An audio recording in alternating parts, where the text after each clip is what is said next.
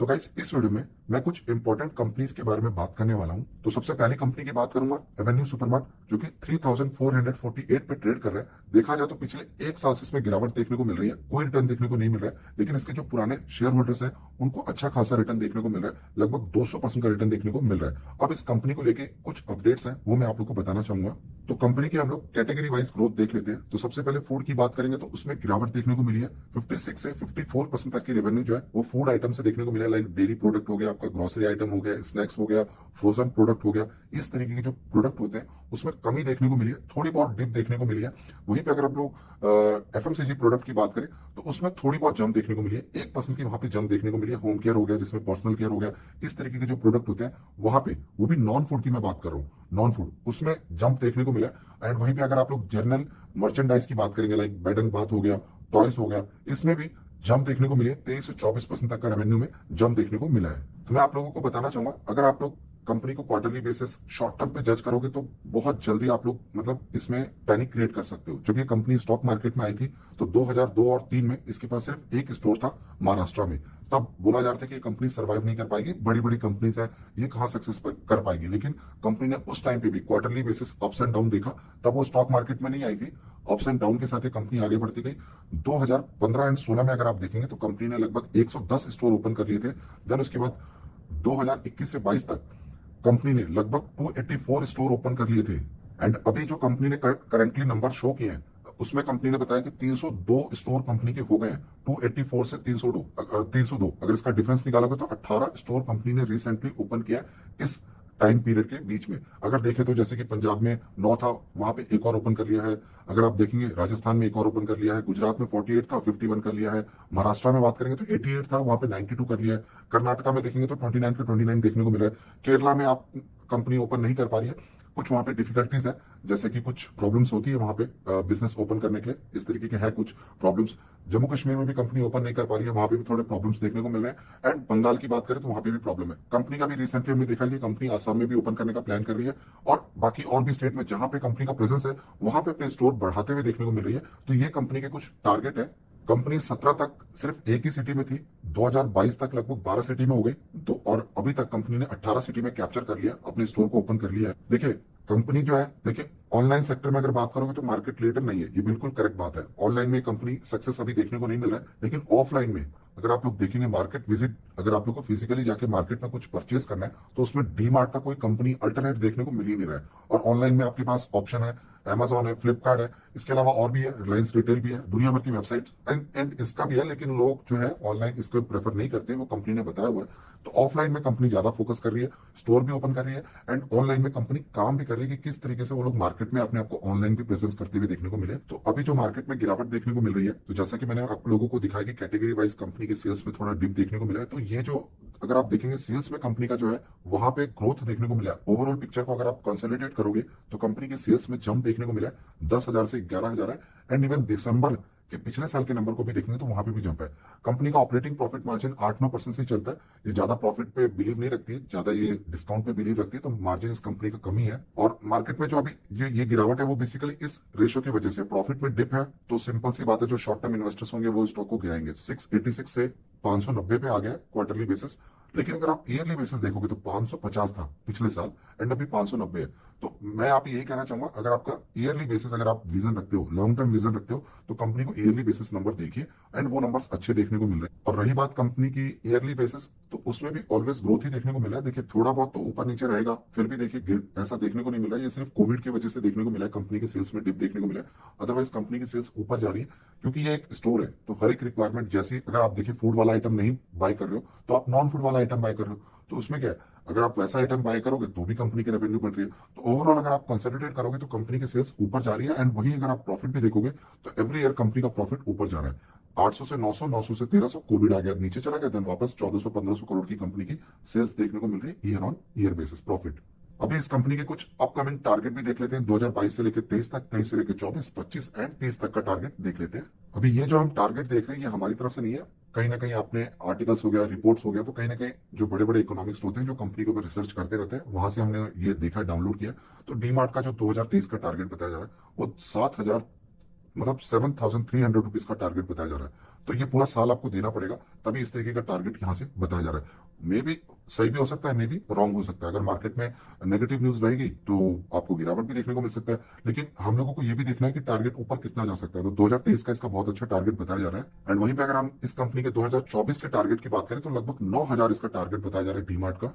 Then उसके बाद 2025 का भी देख लेते हैं, तो लगभग 10,800 के आसपास 2025 का टारगेट बताया जा रहा है। एंड उसके ऊपर भी जा सकता है, लगभग 11,000 के लेवल को भी टच कर सकता है 2025 तक। एंड 2030 तक अगर आप इस कंपनी को होल्ड करते हैं तो आपको बहुत अच्छा टारगेट भी देखने को मिल सकता है। नियर अबाउट 29,000 का स्टॉक भी देखने को मिल सकता है, अगर स्प्लिट वगैरह ना हो। ये टोटल इस प्राइस के साथ कैलकुलेट किया जाता है, जो कि आपको 34,000 तक भी देखने को मिल सकता है। इस रेंज में भी आपको देखने को मिल सकता है 2030 तक, क्योंकि कंपनी के जो स्टोर की ओपनिंग है ना, वो बहुत फास्ट देखने को मिल रही है। बहुत अच्छे तरीके से कंपनी अपने स्टोर को ओपन करते जा रही है। आप देखिए पूरे इंडिया के मैप को इसने कैप्चर कर लिया है। तो मैं आप लोगों को बताना चाहूंगा, एवेन्यू सुपरमार्ट अगर आप लोग कंपनी को होल्ड कर रहे हैं तो मुझे ऐसा लगता है आप लोगों को होल्ड करना चाहिए, क्योंकि देखिए अभी मेरे पास है, आप लोग इसलिए बाय कर रहे हो तो ऐसा नहीं होना चाहिए। आप लोगों को कंपनी कैसे लगती है उसके अकॉर्डिंग बाय करना चाहिए। तो मुझे तो ये कंपनी पसंद है। अगर आप देखेंगे तो मई में भी इसने लगभग 3200 के लेवल को ब्रेक किया था, मतलब 3400 से नीचे आया, देन उसके बाद बॉटम टच करके वापस चला गया। देन उसके बाद सेम टाइम पे इसने जून में भी ऐसे ही कुछ 3400 के लेवल को ब्रेक करके, मतलब इसी के रेंज के नीचे जाके फिर दोबारा इसने जंप लगाया था।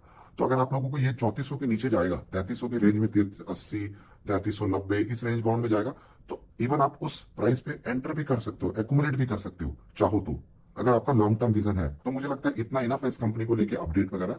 देन उसके बाद नेक्स्ट कंपनी की बात करेंगे, अदानी विलमार, जो कि 380 पे है।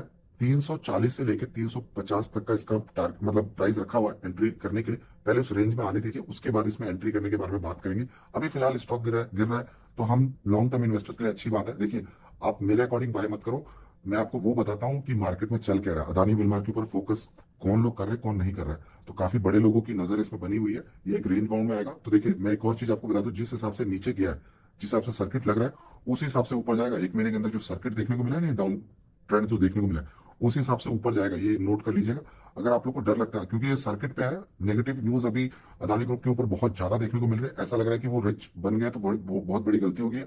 वहीं पे अमेरिका, आप लोगों को एक बात बताऊं, अमेरिका में एलन मस्क है, आपको पता होगा कि बहुत रिचेस्ट पर्सन वो बन चुके हैं। आपको पता है अमेरिकन प्राउड फील करते हैं कि ठीक है, हमारे कंट्री का बंदा एक रिचेस्ट है। एंड हम इंडियंस पता क्या करते हैं, हम क्रिटिसाइज करते हैं, क्यों अदानी कैसे रिच बन गया, उसको तो रिच होना ही नहीं चाहिए था। हम, ये इंडियंस की आदत है, हम एक केकड़े की तरह है, वो दूसरे को खींचेंगे, इस तरीके से हमारा काम होता है। तो ये इंडियंस की एक सोच होती है। तो देखो, अगर हम, मैं आपको इतना ही बोलूंगा, अगर क्रिटिसाइज के मैटर में अगर आप चले गए, सिर्फ एक दूसरे को क्रिटिसाइज करना, ब्लेम करना, कभी जीवन में सक्सेस होना बहुत मुश्किल हो जाता है। आगे बढ़ना बहुत मुश्किल है। अपने ऊपर फोकस करो, कौन क्या कर रहा है उसके अंदर घुसने के बजाय अपने ऊपर नॉलेज इंक्रीज करो, अपने आइडेंटिफाई करो, स्टॉक्स आइडेंटिफाई करो, उसको एक्यूमुलेट करो अच्छी कंपनी से। तो इस तरीके से आगे बढ़ना चाहिए। तो यहाँ पे अदानी विलमार को लेकर मैं आपको बस इतना ही बताना चाहूंगा, फोकस बहुत बड़े लोगों का भी है, छोटे लोगों का भी है, इन्वेस्टर्स का भी है, हर एक तरह के लोगों का इसमें फोकस बना हुआ है। कंपनी बहुत अच्छी है, मैंने आपको बताया इस कंपनी के बारे में। तो 350 से मतलब लेवल आने दो, उस लेवल पे आएगा तो एक बार और इसके ऊपर देखा जाएगा कि और गिरने के चांसेस है कि नहीं है। उसके बाद मैं आप लोग को जरूर अपडेट करूंगा। फिलहाल ये कंपनी एक बाइंग जोन में आते हुए देखने को मिल रही है। तो अभी फिलहाल इसको थोड़ा सा वॉच लिस्ट में ऐड कीजिए, उसके बाद मैं आप लोग को अपडेट करूंगा। और मैं कह रहा हूं तो इसलिए बाय नहीं करना, आपको अच्छी लगती है तब जाके बाय करना। ये मैं आपको बार बार डिस्क्लेमर दे रहा हूँ, क्योंकि कुछ लोग अभी आते हैं, बोलते हैं आपने बोला हमें लॉस हो रहा है। जो मेरे पुराने जो 6 महीने वाले बंदे हैं उनको मालूम है कि उनको प्रॉफिट हो रहा है। हाँ, उनको भी किसी स्टॉक में लॉस हो रहा होगा, आई एग्री, बट मेरा जो विजन है वो मैं लॉस कराना नहीं चाहता। मैं स्टॉक मार्केट से वेल्थ क्रिएट करने आया हूँ, एंड मैं चाहता हूँ कि मेरे साथ आप लोगों का भी हो जाए। स्टॉक आइडेंटिफाई करना सीखो एंड उसमें तब जाके इन्वेस्टमेंट करना सीखो। तो मुझे लगता है अभी अदानी विलमार को हम लोगों को वेट एंड वॉच के साथ आगे बढ़ना चाहिए। देन उसके बाद नेक्स्ट कंपनी की बात कर लेते हैं, इन्फोबीम। अभी देखा जाए तो 532 पे स्टॉक आ चुका है। बहुत अच्छी गिरावट है, लगभग एक साल में 6% की गिरावट है। अगर हाई से देखूं तो लगभग कितना 30-35% की गिरावट है, लेकिन पुराने होल्डर्स को तो रिटर्न मिल ही रहा है। अभी इस कंपनी को लेकर आप लोगों को बहुत ही इंपॉर्टेंट अपडेट देना चाहूंगा। सबसे पहले तो मैं आप लोगों को यह बता दूं कि इस कंपनी का जो प्रेजेंस है वो यूरोप में है, यूएसए में है, मिडिल ईस्ट एंड इंडिया। ये 4 पॉइंट आप देख लो, बहुत ही इंपॉर्टेंट है, आगे बताने वाला हूं क्यों। अभी इस कंपनी का जो सबसे ज्यादा पैसा आता है ना, रेवेन्यू जनरेट करती है, वो यूएसए से जनरेट करती है। अगर आप देखेंगे 71% का रेवेन्यू जो है वो सिर्फ यूएसए से देखने को मिल रहा है। यूरोप से 13% देखने को मिल रहा है, इंडिया से 9% है, एंड यूएई वगैरह से, सिंगापुर से अगर आप देखें तो 7% तक का रेवेन्यू जनरेट कर रहा है। तो मेजर पैसा इसका यूएसए से ही आ रहा है। एंड माना यह जाता है कि जब भी यूएसए में जब कुछ प्रॉब्लम वगैरह आता है तो वो इंडियन आईटी कंपनी को बहुत ज्यादा काम देते हैं। एंड दूसरा अपडेट ये है कि यूएसए में अभी मतलब टेक्नोलॉजी डिजिटल के ऊपर अब जाके बहुत ज्यादा फोकस करने लगे हैं। वो कह रहे हैं कि सारी चीजें डिजिटल होनी चाहिए, ऑटोमेशन होना चाहिए। एंड उसी वजह से इस कंपनी को आने वाले टाइम पे आपको जरूर बेनिफिट ज्यादा होते हुए देखने को मिलेगा। और कुछ इंपॉर्टेंट चीज, इस कंपनी के पास 105 एक्टिव क्लाइंट देखने को मिल रहा है, 1600 टीम मेंबर्स इनके पास काम कर रहे हैं। मतलब एम्प्लॉय की बात करें तो 14 इसके पास एक्टिव फॉर्च्यून 500 क्लाइंट्स, मतलब वो जो लिस्ट होती है उसमें 14 क्लाइंट्स इसके देखने को मिल रहे हैं एंड 5 यूनिकॉर्न क्लाइंट्स देखने को मिल रहे हैं। फाइनेंस की बात करें तो रेवेन्यू वगैरह हम आगे देख लेंगे। कैश की बात करें तो कंपनी के पास लगभग 170 करोड़ फ्री कैश फ्लो आप कह सकते हो कि पड़े हुए। रेवेन्यू ग्रोथ एंड सीजीआर की ग्रोथ आगे देख लेंगे हम लोग। पार्टनरशिप की बात करें तो माइक्रोसॉफ्ट के साथ पार्टनरशिप है, उसके बाद सेल्स फोर्स के साथ है। आगे देखेंगे तो हम लोग सर्विस नाउ के साथ भी है, यूआई पाथ के साथ भी देखने को मिल रहा है, ऑटोमेटिक के साथ भी देखने को मिल रहा है, क्रिएटिव के साथ भी इसका पार्टनरशिप देखने को मिल रहा है। इसके अलावा और भी कुछ क्लाइंट्स देखने को मिल रहे हैं। ग्रेट प्लेस, ये तो एक मतलब ऑर्गेनाइजेशन है जो सर्टिफिकेट वगैरह देती है, बेस्ट कंपनी का सर्टिफिकेट हो गया, ड्रीम कंपनीज टू वर्क, ऐसे सर्टिफिकेट्स वगैरह इस कंपनी को मिले हुए हैं। कंपनी के कुछ highly experience core team member के बारे में बात करें तो जितेंद्र बताया जा रहा है, जिनके पास 31 साल का एक्सपीरियंस है, प्लस मैनेजमेंट एंड इंजीनियरिंग से इन्होंने एजुकेशन किया है। तो उसके बाद बताया जा रहा है कि एमरसन, इनके पास भी 13 साल का एक्सपीरियंस है जो कि सेल्स मार्केटिंग में है। सीरियास, इनके पास 27 साल का एक्सपीरियंस है, ये भी सेल्स फोर्स से आए हुए हैं इस कंपनी में। ये एक्सपीरियंस कोर टीम देखने को मिल रहा है। और डेंसी करके देखने को मिला, 23 साल का एक्सपीरियंस इनके पास देखने को मिल रहा है। और भी कुछ ऐसे हाईली क्वालिफाइड बंदे देखने को मिले इस कंपनी के पास, मतलब इन्होंने काफी अच्छी टीम बना के रखी हुई है। कंपनी को लेके कुछ की अपडेट्स वगैरह है, जैसे कि कंपनी ने लार्ज एंटरप्राइजेस क्लाइंट एक्सपेंशन किया है, 14 ऐसे ऑर्गेनाइजेशन के साथ इन्होंने पार्टनरशिप किया। $1 बिलियन का जो है $1 बिलियन का रेवेन्यू जनरेट हो रहा है, जो कि 2022 में लगभग 6 ऑर्गेनाइजेशन थे, तो ये 14 हो गए। बहुत तेजी से कंपनी की यहाँ पे भी ग्रोथ है, इसी वजह से कंपनी ने बताया कि एक्सपेंशन बहुत अच्छा है। एंड ऑल्सो कंपनी ने बताया कि 4 नए क्लाइंट इन्होंने ऐड किए। और ऑर्डर बुक की बात करें तो कंपनी के पास ऑर्डर बुक एंड पाइपलाइन में बात करें तो करीब $40 बिलियन नियर अबाउट 300 करोड़ के आसपास ही होता है, इतना ऑर्डर बुक देखने को मिल रहा है दिसंबर 2022 तक। तो ऑर्डर बुक भी अच्छा है, काम भी अच्छा चल रहा है, मैनेजमेंट भी अच्छा है, तो मुझे नहीं लगता इस कंपनी में कहीं वीकनेस हम लोगों को देखने को मिल रही है। कंपनी के कुछ बहुत ही वैल्यूबल जो क्लाइंट होते हैं उसके बारे में बात कर लेते हैं। एएलएम इनका क्लाइंट देखने को मिल रहा है, जो कि 170 साल पुराना कस्टमर है, जो कि content publisher in all state of US में देखने को मिल रहा है। उसके अलावा एक और कंपनी है IQ, जो कि बताया जा रहा है कि only company in the world offering tech solution for life science health care compliances, तो उससे रिलेटेड ये कंपनी जो कि इसकी पार्टनरशिप देखने को मिल रहा है, मतलब इसके क्लाइंट देखने को मिल रहे हैं। उसके बाद इसके पास एक और क्लाइंट है को एडवांटेज, जो कि फुल रेंज ऑफ सास based integrated human resource solution वगैरह प्रोवाइड करती है कंपनी, ये इसकी क्लाइंट है। उसके बाद अगर हम लोग देखेंगे तो वेस्ट मैनेजमेंट, वो भी इनकी क्लाइंट है, जो कि एनवायरमेंटल सॉल्यूशंस वगैरह प्रोवाइड करती है। फिर उसके बाद एक और कंपनी अंडर डीएनए एनडीए देखने को मिल रहा है, जो कि फॉर्च्यून 200 में है, वर्ल्ड लार्जेस्ट लॉजिस्टिक कंपनी देखने को मिल रही है। उसके अलावा और भी कुछ कंपनी है, ट्रिप एडवाइजर एक ट्रैवल कंपनी है, वो इसके क्लाइंट है। उसके अलावा एक डाटा स्टोरेज वाली क्लाइंट कंपनी देखने को मिल रही है। उसके अलावा लॉजिस्टिक्स से रिलेटेड हमने देखा, वो उससे रिलेटेड और भी कंपनीज है। और भी कंपनी की बात करें तो हार्डवेयर एंड सॉफ्टवेयर से रिलेटेड भी कुछ कंपनीज इसके क्लाइंट, काफी अच्छा इसमें डाइवर्सिफाई किया हुआ, हर एक सेक्टर में क्लाइंट इसके देखने को मिल रहे हैं। और कंपनी के जो नंबर्स आए थे, 97 करोड़ की जो सेल्स हुई थी, पिछ क्वार्टरली बेसिस गिरावट देखने को मिली। तो मेरा ये मानना है कि हम लोगों को कभी भी क्वार्टरली बेसिस बहुत जल्दी क्विक डिसीजन नहीं लेना है। पिछले साल का अगर आप देखेंगे, पिछले साल का तो 71 था, 71 से लगभग 97 हो गया, तो एक ह्यूज जंप देखने को मिल रहा है। आप कह सकते हो कि 25-30% की मतलब करोड़ की ग्रोथ देखने को मिली है। मार्जिन भी कंपनी का अच्छा है, 18% मार्जिन से काम कर रही है। पिछले साल कंपनी का 28 था।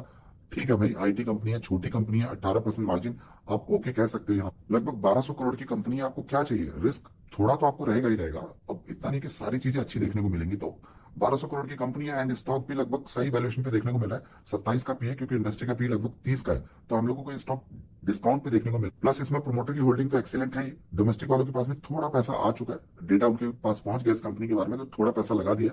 एंड पब्लिक वालों के पास तो दबा के इन्होंने होल्डिंग लेके रखी हुई, 25% इनके पास है। बाकी इस कंपनी का जो बैलेंस शीट अगर हम लोग देखेंगे तो 231 करोड़ है कंपनी के पास, एंड बोरिंग भी लगभग 42 करोड़ है। तो आप खुद समझ सकते हैं बैलेंस शीट भी कंपनी की अच्छी देखने को मिल रही है, मतलब कि क्लीन है, ओके है, कोई डेट नहीं है कंपनी के पास इतना ज्यादा। और कंपनी के हर साल के भी अगर आप नंबर देखेंगे तो सामने है आपके किस तरीके की ग्रोथ देखने को मिल रही है।